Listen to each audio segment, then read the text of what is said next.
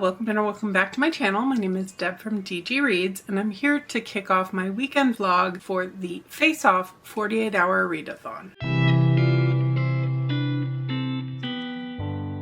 FaceOff is a little 48-hour readathon with a separate set of prompts and priorities and challenges as part of the Amazing Readathon brought to us by Bree at 4 Positive Book. The Amazing Readathon is all month long in June, and I am doing weekly vlogs for that, but for one weekend out of the month, we get 48 hours to do a little mini readathon. And for this one, Bree has provided us with a game board, and we will roll a dice, choose a path, find a prompt, read a book, and then roll again. So I'm super excited for this. I've got a stack of potential books I've got set aside. I've got a bunch of novellas. I've got a few graphic novels, but my focus really this weekend is to read things I want to read. It is currently Thursday evening, and I'm coming to you now, even though the readathon starts tomorrow morning, Friday morning at 9 a.m. in my time zone. But I have a car appointment at 8 a.m. tomorrow, which means I will be in a waiting room at Toyota when the readathon officially starts. So I need to know what book to bring with me to start my readathon journey. And beyond that, I have Friday off of work, which means I am going to prioritize this little 48-hour readathon. And then on Saturday, I've got a good chunk of the day to myself, but we are celebrating Father's Day on Saturday, and my sister and I will be at my dad's house for dinner and just spending some time with him. So I will be taking a big chunk of Saturday off from the readathon, but after I get home Saturday, I will be back to reading, and then I have till Sunday at 9 a.m. to continue on. So without further ado, I do want to go ahead and figure out what my first reading prompt is going to be. I have a tablet.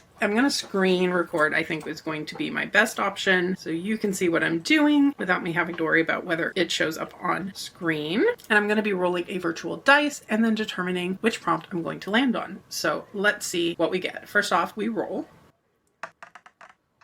And we got a 5. Okay, since I pretty much can go anywhere I want at this stage from start, I'm going to show some team spirit and go with the teal quadrant. And that means nothing in terms of the readathon. I can go any way I want, but I think that's what I'm going to do. And I think I know what prompt I want too. So I'm going to go 1, 2, 3, 4, 5 and go with a title that makes you curious.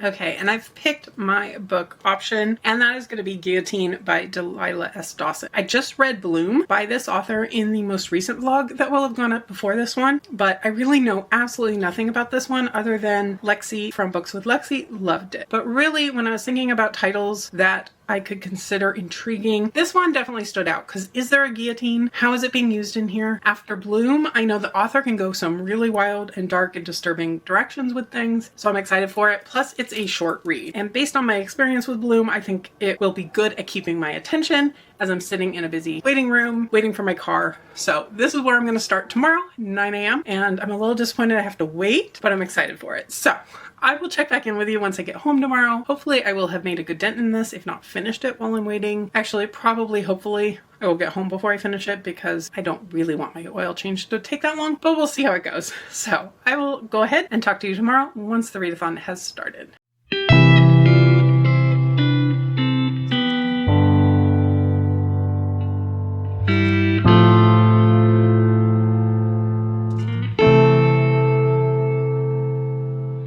It's now 12:30, so I'm feeling like I'm starting a little bit slow, but I did take care of my oil change. Tried to take care of a recall on my car, but their system was down for the updates that they have to do on the car, and it wasn't working. So I was told it's not dangerous. I can wait till the next time I need an oil change. So documenting it here that I was told that. And then I picked up some goodies to take to my dad for Father's Day, and then picked up lunch and made it home just in time to finish up Guillotine. And I wound up loving this. I know I didn't give you any midway thoughts because I was in the dealership and didn't want to try to film there really, but we start and we're following Des, and she's an ambitious young woman. She has plans to work in fashion, to design clothing, and she meets a guy who can maybe help her get there. This guy is the son of a woman who controls this fashion magazine. She is written up always as a girl boss, as a person who has brought herself up in the ranks to control this dynasty, and she is someone that Des idolizes, and she would love to get a job there. All she's looking for is a job. She's not looking to get into this family for any other reason. But she starts dating the son and kind of dragging him along until she gets invited to a family Easter. And this involves going to their private island. It is obsessively pink. The pink on the cover and the rose on the cover definitely makes sense when you get into the book. And she has to sign this wild NDA to even get onto the island and to meet the family. And it's all just bizarre. It's the top tier 1% type of family, the wealth and the way they treat people. And all of this is very eye-opening for Des, who was raised by a single mother, a mother who cleaned hotel rooms, and it's just such a different way of life. And then things get stranger. And I don't want to say much about it because it's such a short read. And I went into it blind. I think it's a good idea to go into it blind. All I really know is both Bree and Lexie have said it's wild and unhinged and everything else, and they were absolutely right. I definitely picked well, something that was going to hold my attention as the readathon this morning started, as I was in the really loud waiting room, and it just held my attention so well. And this was an easy 5-star read for me. It has a lot of commentary on, classes and how people treat each other and the way things go really wild. And it's also bloody and gory and all of that as well. Trigger warnings in here for obviously death and violence and those types of things. Also discussions of rape. And I think the topics were not gratuitous to the story. They were discussed in a responsible way, I felt like, but they are definitely in here. So with that, I'm ready for my next roll in my next book. Okay, I'm going to screen record again. Dice roll, and it's a 2. So I've got my Kylie down here in the corner where we landed on a title that makes you curious, so I can get to the portal or I can get to more than 4 words in the title. Okay, after looking at my short list of my priorities for the weekend, none of them have more than 4 words. I have a couple of 4-word titles. So we're gonna go ahead and move to the portal space and move Kylie on over there. Okay, I decided to go for the purple section next since I can portal to any of the portals, and I need to go ahead and roll again. Okay, we got 3, which gives me lots of options again, but I think what I'm going to do is go 1, 2, and 3 and go for a wild card. A book you don't know much about. Sorry, there's a train in the background. Lots of noise for a Friday. So we've got wild card, a book you don't know much about. And I know what I'm going to pick for this one, I think. Okay, the publishers kind of knew I had... Train is being annoying. The publishers knew I had a readathon this weekend, I feel like, because I got a couple of novellas in the mail very recently. And so I haven't had time to really look into them and what they're all about. But one of them that I received is Blood in the Water by Tiffany D. Jackson. And I really don't know anything about what this is about other than the print is really well spaced, so I think it'll be a quick read. This is a gifted copy I received from Scholastic Press. It comes out on July 1st. On the back, it says, "Beware of sharks and deadly secrets." Brooklyn girl Kaylani is feeling like a fish out of water. She's spending the summer with family friends in a huge house on Martha's Vineyard. The vibe is snooty, but there's beaches, ice cream, and a town full of fascinating Black history, plus a few kids her age, until there is a shocking death of a teenage boy. It could be a drowning, it could be a shark attack, or it could be murder. So that's all I really need to know getting into this one. I've really enjoyed Tiffany D. Jackson in the past, so I'm excited to go ahead and check this one out next. And I will be back. This one, again, is so short. I think I'm just going to give you some final thoughts and be back for that and my next roll.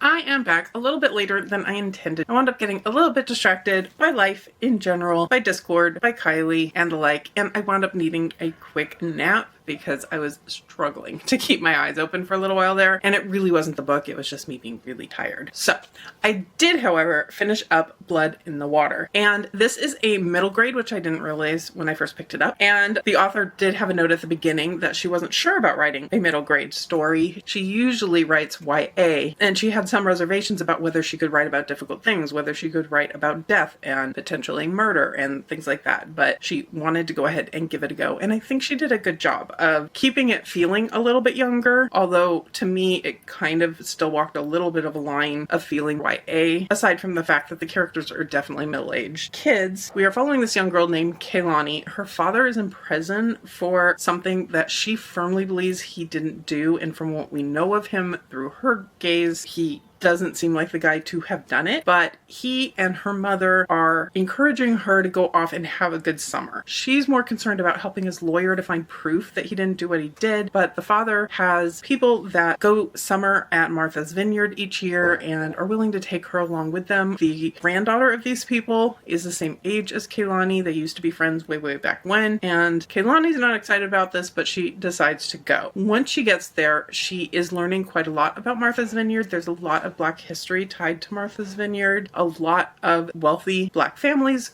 go there. There's history of them being one of the first places to abolish slavery. And there's a lot that we learn through the book, and I think the author did a good job of integrating that into the story in different ways. There's a tour that they go on. There's a scavenger hunt that uncovers information as well. But not too far into this vacation, a teenage boy is found dead. There's some confusion about whether it could be a drowning, whether it could be a shark attack, whether it could be a murder. Kaylani is determined, through various reasons, encouraged to try to help figure out what went wrong. She kind of knows from the other side what it's like to be accused of something, on her father's behalf anyway, that you haven't done, and she's worried about how she could be treated in this kind of fish out of water setting for her. And I think all of that went pretty well. It has some dark turns to it, and I appreciated that it went to some of those places. I do think it was kept at an appropriate level for a middle grade reader, but also something that could be appreciated by someone who's very much not in middle grade anymore.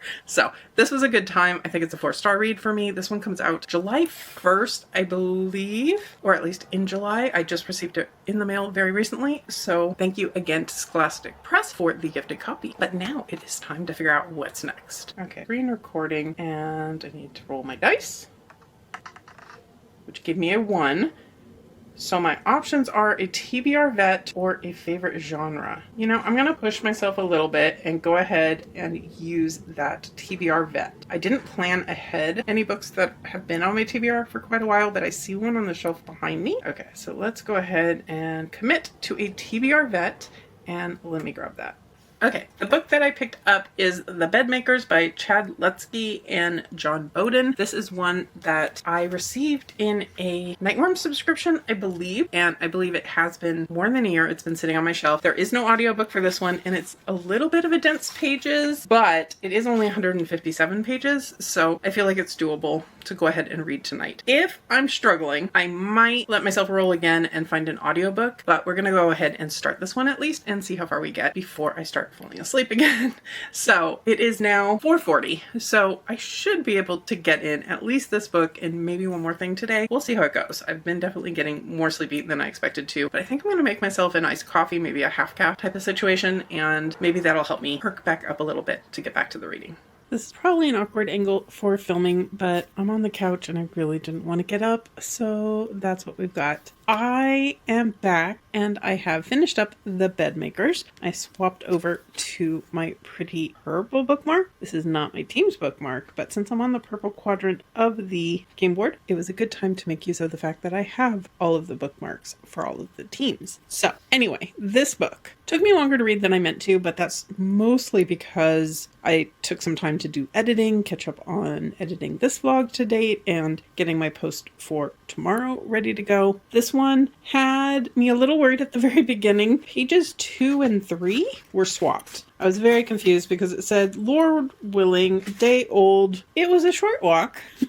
And I don't know if the rest of the book was like that. I think it's probably a print-on-demand type of book, and it probably just was printed wrong. But I found out this is on KU, and therefore I was able to get it on my Kindle. I read it that way for a while. I switched back to physical in the latter half, and the rest of the book seemed fine. So anyway, that's kind of beside the point. This was very different than I expected it, although it is what it says on it. It says that it's 2 elderly men who are homeless in Chicago in 1979. They hop a train to find a new life, and then a traumatic event in an empty train car steers their once hopeful journey into a path of chaos filled with deceit, murder, grave robbing, and dormant secrets, which is all true. I expected it to go maybe a little more of a non-human horror direction for some reason. That's not what this was. This was very much a human horror, human darkness, also some grief definitely heavy grief, heavy trauma in here. The trigger warnings in here are rape. You don't see it on page, but you see the after effect on page. And there is child death in here as well. Again, not as much on page. You've got teenagers, more so on page. I don't know. There's a lot going on in here. And it really actually was a very compelling read when I was reading it. It was easy to keep reading and want to keep reading. There were bad people doing bad things. There were people that you thought you could trust that maybe you couldn't. And I did like that the author kind of fooled me with some of those characterizations. Did I say that right? I don't know.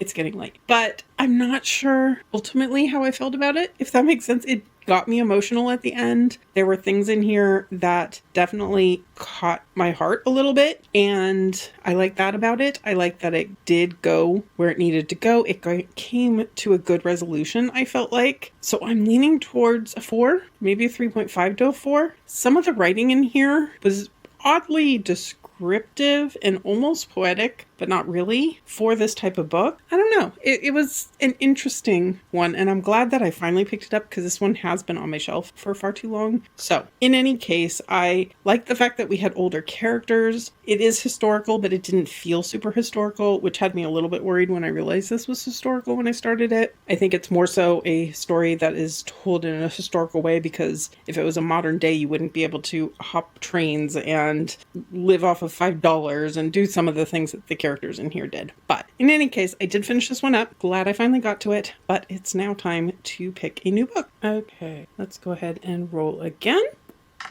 And we got a 2. So I can go to the portal and go somewhere else, or I can go to favorite genre. I think I'm gonna, go for a different region and go to the portal. Okay, I've decided to go with the brown quadrant next. I figure might as well make my way around the board, right? So let's go ahead and roll again.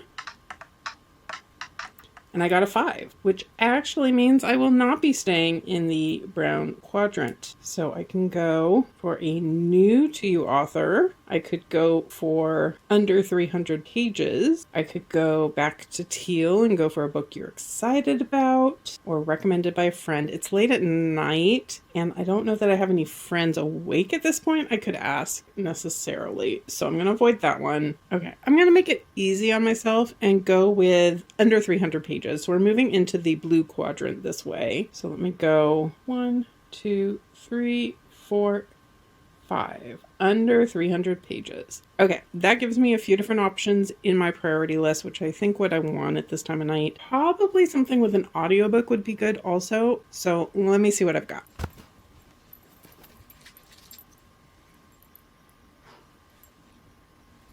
We've been joined by a puppy. Hi, Kylie. But also, I have found a book. I am going to pick up a new novella that I received from Tor.com. This is Automatic Noodle by Annalee Newitz.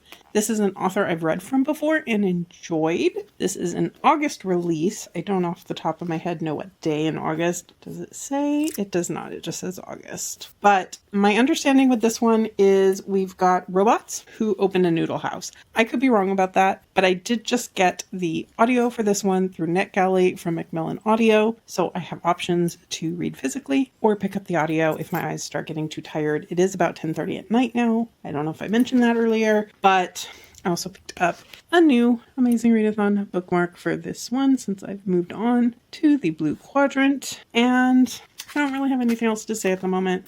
I'm ready to do a little bit more reading before I completely run out of energy this evening.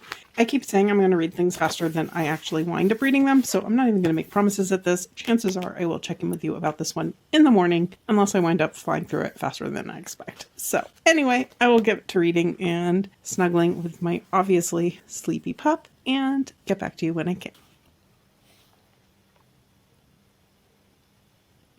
It is now Saturday morning. We are 23 and a half hours into the readathon, meaning we have 24 and a half more to go. And I feel like I'm going pretty slow, but I'm reminding myself that I kind of knew that going into this. I wasn't going to be my most successful 48-hour readathon just because I have a lot going on. But I did finish up book number 4, Automatic Noodle, and this was a fun one. It is set in a future world. It is after a war. California has left the United States, which feels very not out of the realm of reality reality in and of itself, especially given that today is the No Kings Day. Lots of protests going on in California and around, with a focus on the fact that the federal government is sending troops into our state. And it's kind of a scary situation. But beyond that, there's also robots in here, which does make it feel much more futuristic. They are pretty self-sufficient. They have their own minds, their own very, very different bodies, and they are living in this futuristic San Francisco that has been bombed, that is very much run down, but still a functioning city and still kind of a mecca of people who are different. Let's say there's a lot of parallels, I think, going on in here with the queer community and the fact that San Francisco became known as a safe place in a lot of ways. The robots in here have been working for a company that has kind of ditched them. I am vague on the reasons for that, but basically they've gone out of business or they've just left their holdings to ditch them and not be financially responsible for them anymore. And the robots who work at this particular restaurant don't want to get repossessed if their contracts aren't being paid, and they decide to kind of create their own little subsidiary to take over the contract that was left by their previous employers. And if they can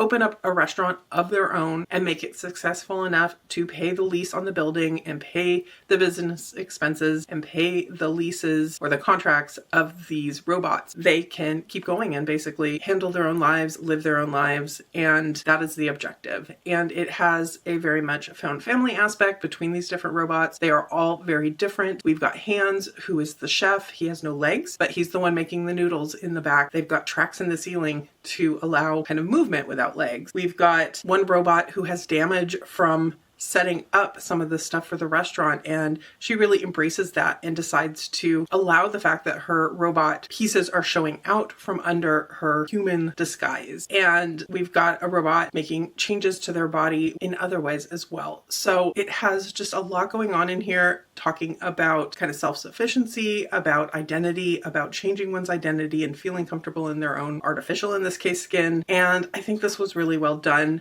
Definitely had me craving noodles, I will say. So this was a success. I'm giving it a strong 4-star. It was a good one. It's coming out on August 5th, I believe I saw. So definitely look for this one on shelves before we know it. Okay, I had to reset up my board and my dice because it went to sleep on me overnight and needed a reset. So here we go. We have Kylie sitting on the under 300 pages, and let's go ahead and roll our dice.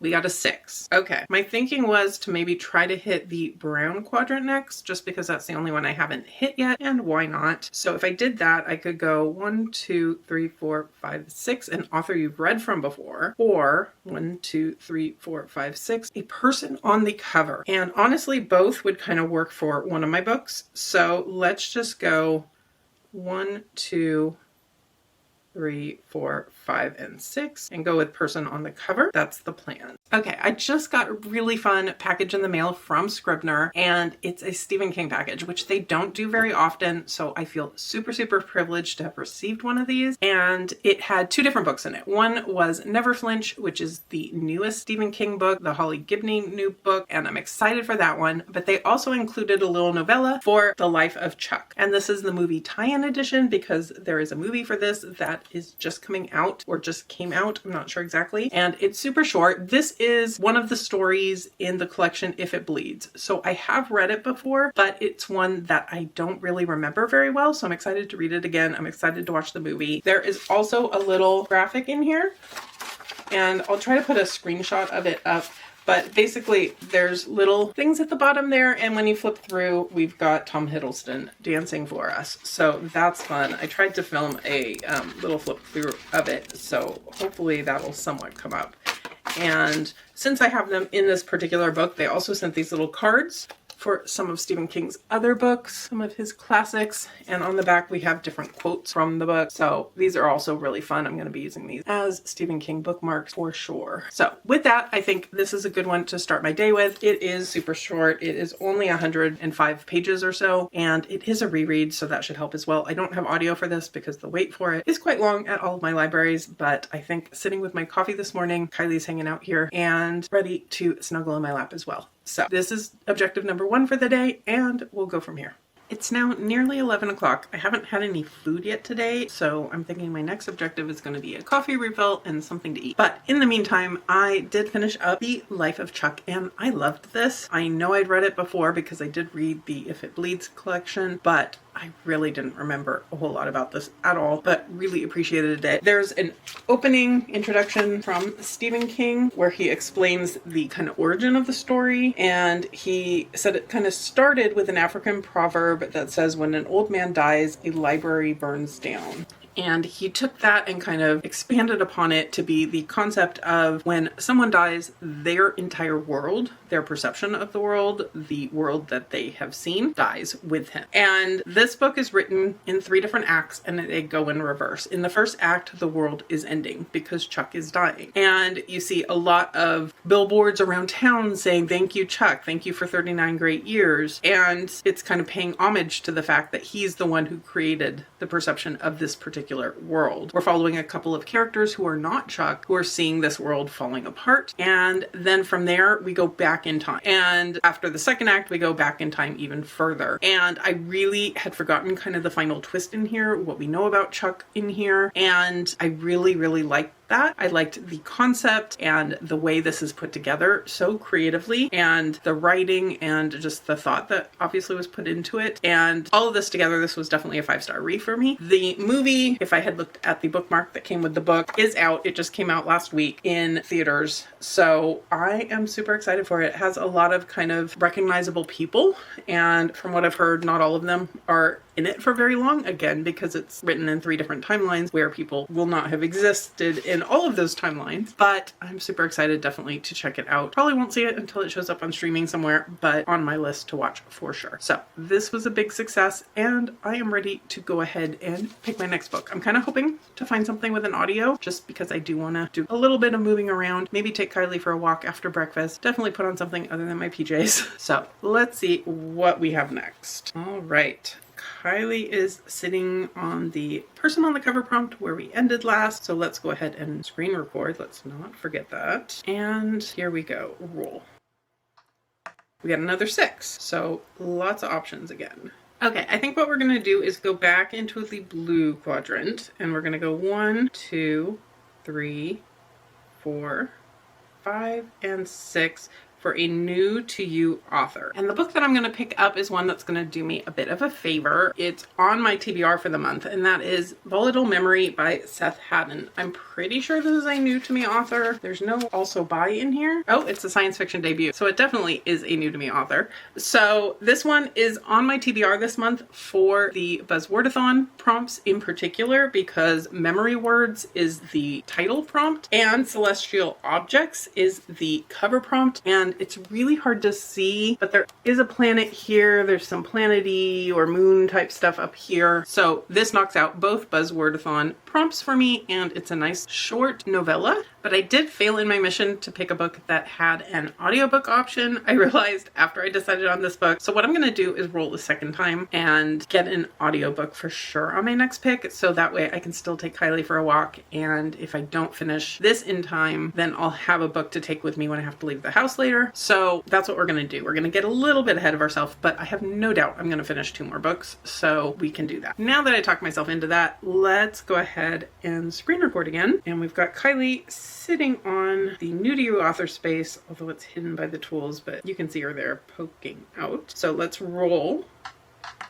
And we got another 6. So what are my options? Okay, I know what I'm doing. I am going to go 1, 2, 3, 4, 5, and 6 for an author I've read from before. So we're back in the brown quadrant again for this one. And I know exactly what I'm going to read for that. Okay, one of the books I definitely wanted to get to this weekend is Straight by Chuck Tingle. I don't know much about this other than it's a 4-hour audiobook. It's a horror, and it's Chuck Tingle, who I have really, really loved his horror before. So I'm hoping for good things from this one. It's only available, as best I can tell, on audio, and I have it out for my library, and it needs to be returned within 4 days. And there are people waiting for it. So it's one I keep forgetting because it's not physically in my stack of possibilities that I am sitting next to when I'm filming these things, but it's one that I definitely wanted to get to this weekend. So that's going to be my audiobook. My priority is going to be finishing Volatile Memory because this is the first thing that I picked, but when I need audio, we will go with Straight. So I will continue on I will be back once I have final thoughts on one or probably both of these books.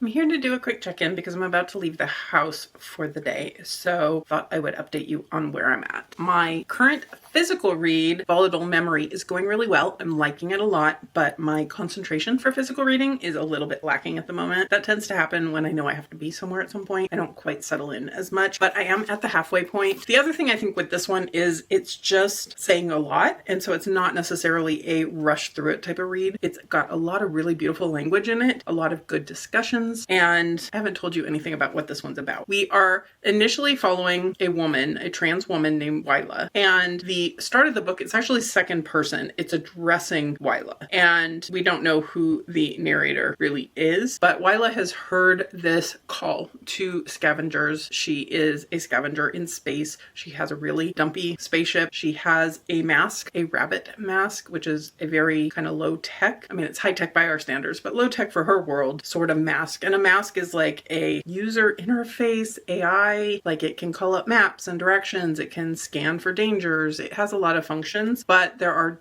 a lot of different masks in this world. There are the prey masks, like the rabbit, that freak out when predator masks come into play. There's a lot going on in here. But anyway, this call that she hears is for someone to come and get this fancy, high-tech, much desired, very valuable mask. She goes, she has to kind of compete with people to get to it, but then she gets it and finds it's not exactly what she thought. There's a consciousness in this mask. And yes, she could just erase this consciousness and sell it for a lot of money, but also this is a actually sentient consciousness and she doesn't really want to erase it. So that's where we're at with that. There's a lot of really good discussions in here about bodily autonomy. There's some beautiful quotes about making a body into something you recognize as being right for you. There's a lot about governments and men controlling women or seeking to control women when they can't control their bodies. And this is going really well so far. But like I said, my concentration is not at its peak at the moment. So I did take Kylie for her walk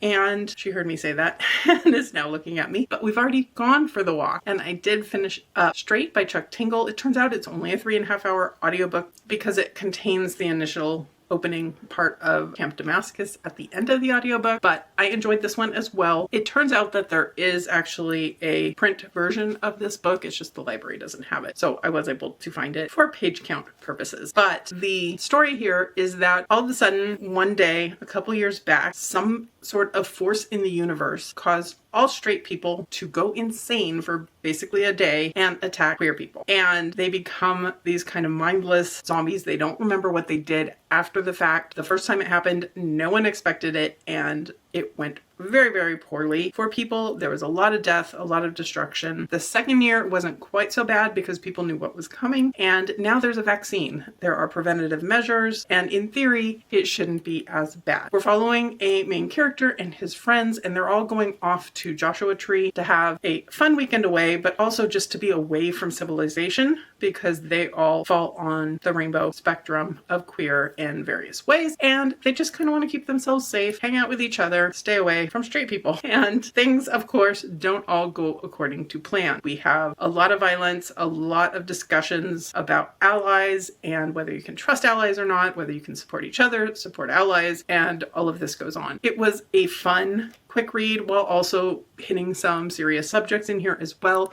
And I wound up giving this one 4 stars. But since I am leaving the house, I'm going to need to listen to an audiobook in the car. Can I even drive without an audiobook on? That's questionable. I'm going to go ahead and roll one more time. I'm kind of thinking like this probably is going to be my last physical read of the 48-hour face-off, just because I'm still going to have about 90 pages left to finish either tonight or if I'm up early enough tomorrow to finish up tomorrow morning. But hopefully I can at least finish one more audiobook, maybe 2, depending on how things are going. I'm going to take my book with me to my dad's house this evening. Kylie's coming with me. Kylie and my dad's dog don't get along the best, but they also haven't seen each other in a while. So hopefully with Kylie getting a nice walk in, and maybe I'll take her for another walk in their neighborhood, maybe she'll be quiet enough to allow me to read for a while my dad's watching TV with me. So we'll see. But for now, we're going to at least pick one more audiobook. Okay, we've got Kylie sitting on an author you've read from before, and I'm going to go ahead and roll.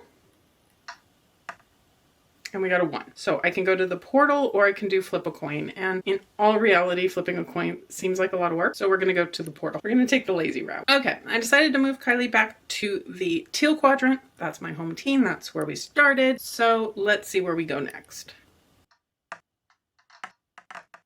2. We're moving 2 spaces. So that gives me a title that makes you curious or a book you're excited about. Honestly, both would work, but I think I'm just going to go back to a title that makes you curious. 1 and 2.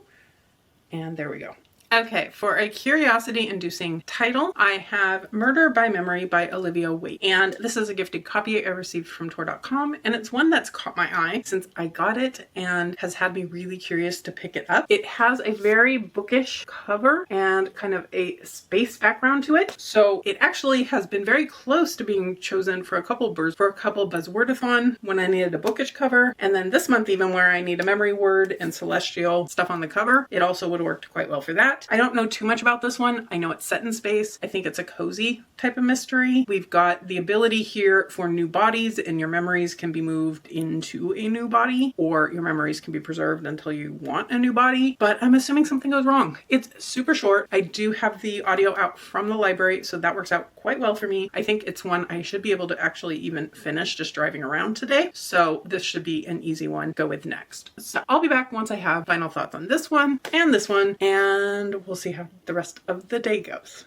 Good morning. It is now Sunday morning. It is 8 a.m., meaning the readathon is ending in an hour, and I'm at the point where I just finished up my last book. There's no way I'm going to start and finish something else in the next hour, so I'm going to go ahead and wrap it up here and go back to my regular readathon reading. But I did need to give you final thoughts on my final 2 books. So, Murder by Memory was so much fun. It's a sci-fi setting with an interesting concept, this idea of being able to upload and download memories into a body, but also what goes wrong if something happens to those uploads, to that backup. If you, like our main character in here, have decided to take a break from living in a body and are only in a book, what happens if somebody decides to erase those books? Our main character is a ship detective, and she wakes up in a body. It's not her own body, but a body the ship put her in an emergency situation because her main backup has gone down. There's been a problem, and she has a extra backup because she's a ship detective. So the ship decides to protect her and stick her in a body, and she has to also find out that there's a dead body on board and investigate this murder and what's been happening. There are natural things that could be at play because they're in space. There's storms, there's this, that, and the other thing. There's also humans involved.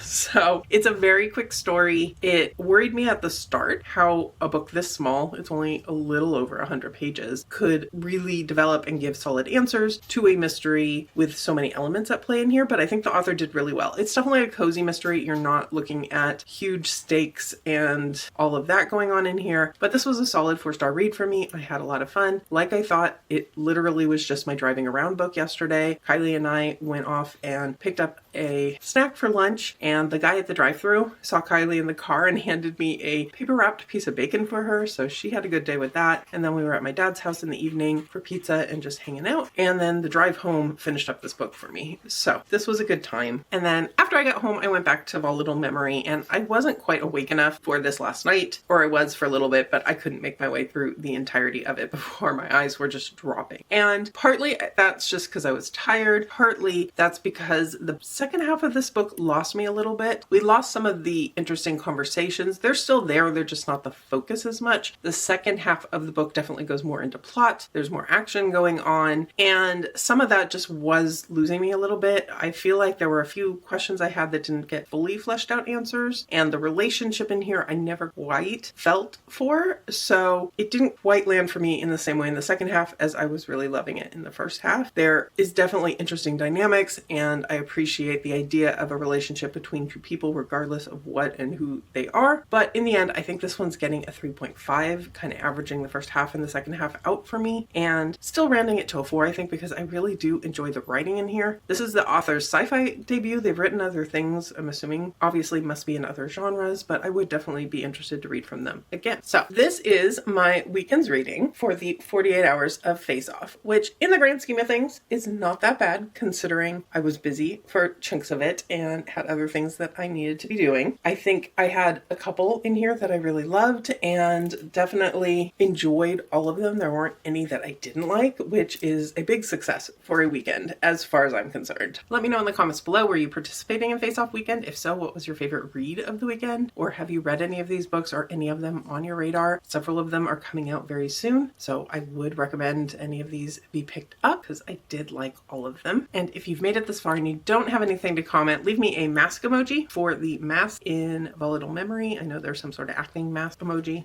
out there. And if you could hit that like button below, I would surely appreciate it. And subscribe if you're interested in more of my readathon reading, more of my book reviews, and more of my bookish content in general. But for now, I will go ahead and leave you here and see you real soon in a new video.